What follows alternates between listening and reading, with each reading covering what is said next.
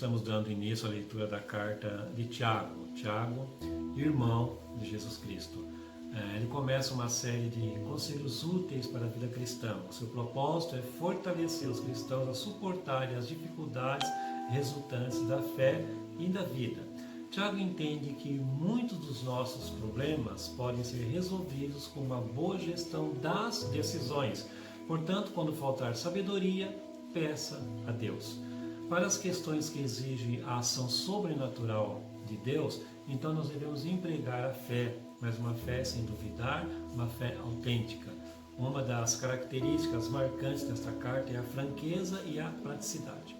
Tiago deixa claro que a fé só funcionará se for uma fé real, se for uma fé autêntica. Do contrário, não irá surtir nenhum efeito. E ele encerra esse capítulo ensinando sobre a importância de praticar a palavra de Deus. Não apenas ouvir, mas colocar em prática em sua vida.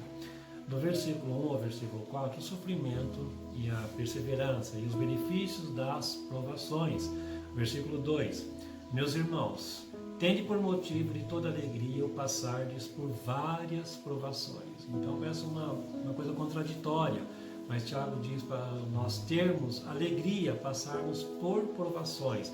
Aí ele diz no versículo 3, sabendo que a provação da vossa fé, uma vez confirmada, produz perseverança. Então, quando nós passamos provações e a nossa fé é confirmada, ela vai produzir perseverança. Versículo 4, ora, a esperança deve ter ação completa, para que sejais perfeitos e íntegros e nada deficientes. Então, por isso que Tiago fala para nós termos motivo de alegria ao passarmos por algumas provações, por várias provações.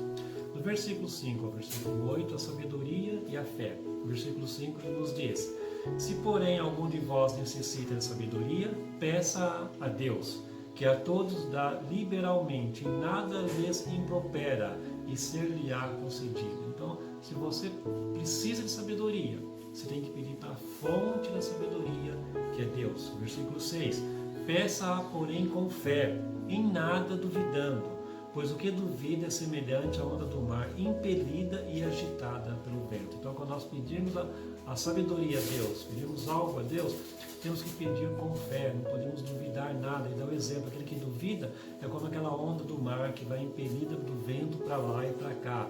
Pois aquele que duvida é inconstante e não alcança coisa alguma.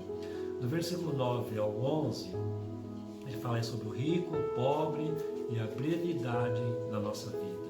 Versículo de número 11, porque o sol se levanta com seu ardente calor, e a erva seca, e a sua flor cai, e desaparece a formosura de seu aspecto. Assim também se murchará o rico em seus caminhos. Então ele fala daquele rico que se ensoberbece. Ele fala que, dá um exemplo, olha, a flor é tão bonita, a flor é linda, mas ela vai cair, a erva vai secar e ela vai desaparecer, a formosura dela já não existe mais. Assim murchará aquele também que se acha superior por ter condições financeiras maior, então, considerado da mesma maneira, ele vai desaparecer da face da terra. A perseverança e a tentação, do versículo 12 ao versículo 15. Versículo 12 diz assim, bem-aventurado o homem que suporta com perseverança a provação, porque depois de ter sido aprovado, receberá a coroa da vida, a qual o Senhor prometeu aos que o amam. Então, feliz é aquele que suporta com perseverança, não desanima, suporta as provações, porque depois ele receberá a coroa da vida. Do versículo 16 ao 21, prontos para ouvir e falar, tardios para irar.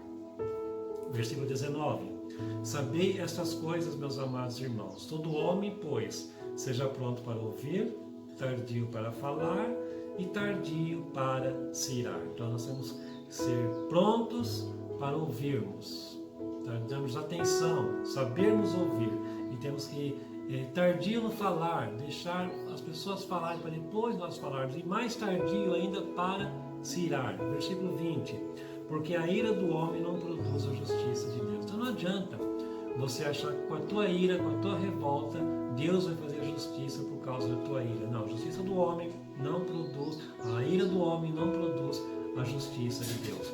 Do versículo 22 ao 25, o dever de praticar a palavra. No versículo 22 ele diz assim: tornai-vos, pois, praticantes da palavra e não somente ouvintes, enganando-vos a vós mesmos. Então, ele nos orienta: não adianta você só ouvir a palavra, não adianta você só aprender e saber da palavra, você tem que praticar. Ele dá até o exemplo do espelho. Aquele que apenas ouve, é como você se olha no espelho, você vê ali o teu rosto, vê como você está. Você saindo de lá, você já não sabe mais. Então, aquele que apenas ouve a palavra é semelhante a esse que se contempla no espelho. Então, é necessário praticar a palavra de Deus. Versículo 26 ao 27, a verdadeira religião. Versículo 26 diz assim: se alguém supõe ser religioso, deixando de refrear a língua, antes enganando o próprio coração, a sua religião é vã. Então não adianta você achar que você é religioso se você fala demais, se você não consegue ter controle naquilo que você fala. A tua religião, se torna uma religião vã. E para nós encerrarmos esse capítulo, o versículo 27, ele diz assim: olha, a religião pura e sem mácula para com o nosso Deus e Pai é esta: visitar os órfãos e as viúvas nas suas tribulações, e a si mesmo guardar-se incontaminado do mundo. Esta é a religião verdadeira, aquela que não tem mancha, que é sem mácula. Guardar-se incontaminado das coisas do mundo, guardar-se, não deixar o mundo te contaminar, viver apenas para Deus. Que Deus te abençoe e que a paz do Senhor esteja com você e esteja no teu lar.